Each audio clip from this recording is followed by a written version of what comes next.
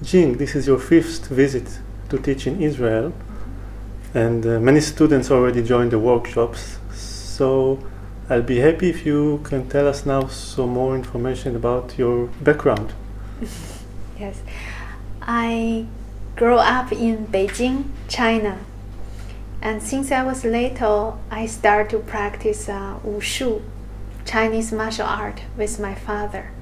So this is like a family tradition. I've heard from my father that his family has the Chinese medicine background, and also in the place where he grew up, wushu was very popular. So he was interested in this aspect already when he was little. And when I was 8 years old, I started to learn from him.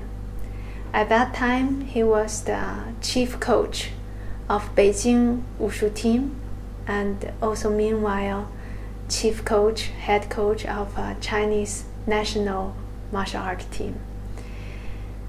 When I started to learn Chinese martial art, I feel this is a very powerful and energetic practice. And little by little, when the level is elevated, not anymore in beginner level, then we get in contact with the inner practice, which is qi.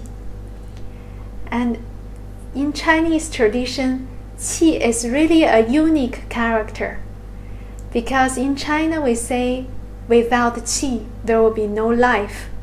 So whatever your mental life, the spiritual life, and your physical body, is all come from qi, this vital energy. And in Chinese martial art, in wushu, I also get contact with inner practice. I started to practice Tai Chi Chuan, Tai Chi sword, when I was 14 years old. I also learned Tai Chi from the Grand Masters like Yang Zhenduo, like Feng Zhiqiang. When I was 16 years old, joined the national competition. I won gold medals in Tai Chi competition, and also in our team martial art competition, we got a team gold medals in international competition too. That's my first contact with qi. And of course, as a family tradition, also my father's interest, I start to learn more and more about qigong. That's really direct practice of qi, because in Tai Chi Chuan we also have application, what for you put hand there and what the movement for.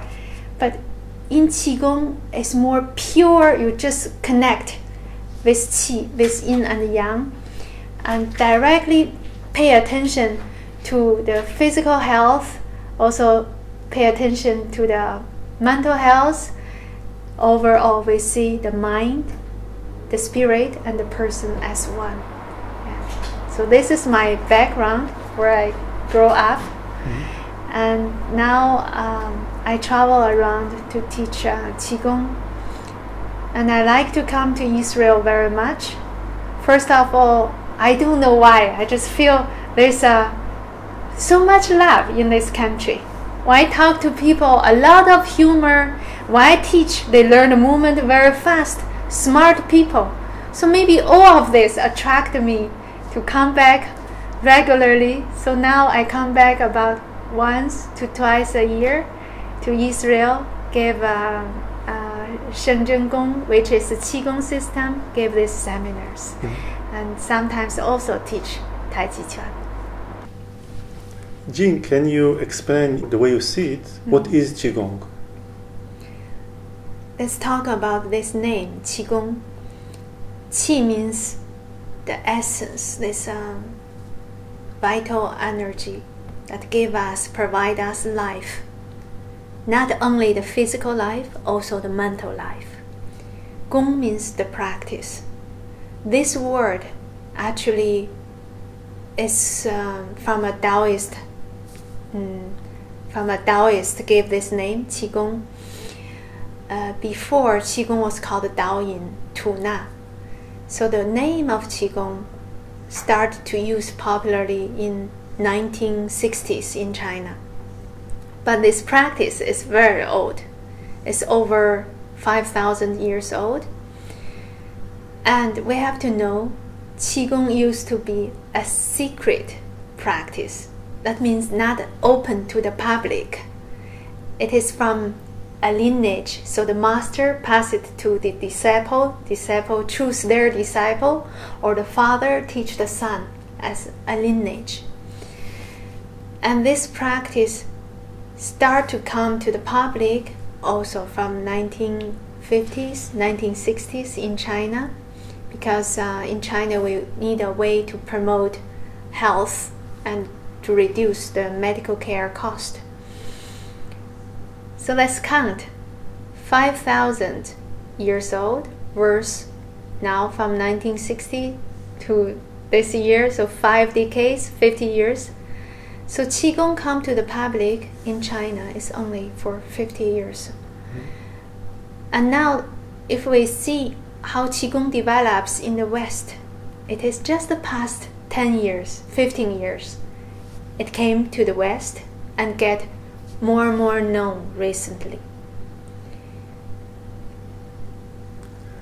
Do you see a difference from the way you know Qigong in the tradition in China and the way people practice it now in the West?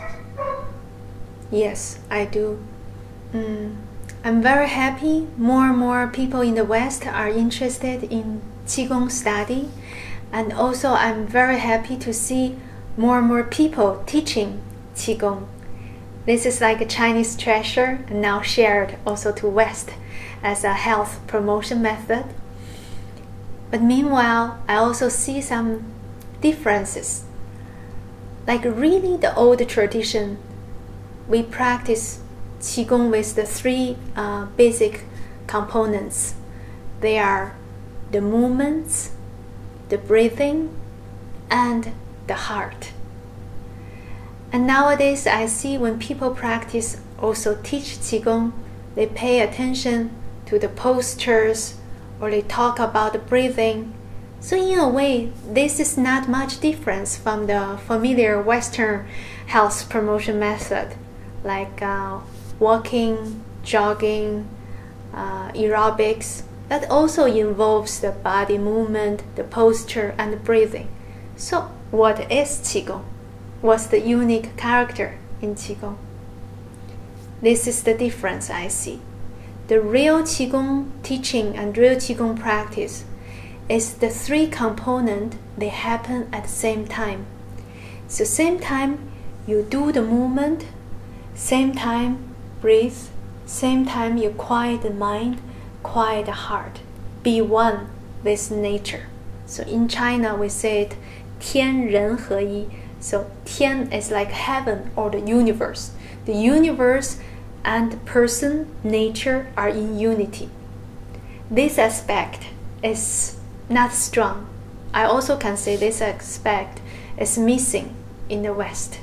When people practice Qigong, they do it like they practice tennis, aerobics, or swimming. So I have the movement, I have the breathing. I try to be quiet. That's different. The real Qigong is you enter a state. These 3 things happen at the same time. Not you do a movement, you see I'm doing it, but my mind is somewhere else. That's not Qigong. Yeah. So this is something I want to stress also, want to bring the awareness to the West. That when we practice the traditional treasure from China, let's do it the way as it is. So it's not the same Qigong, use the same name, but come to the West, it becomes another exercise. That's what I want to say.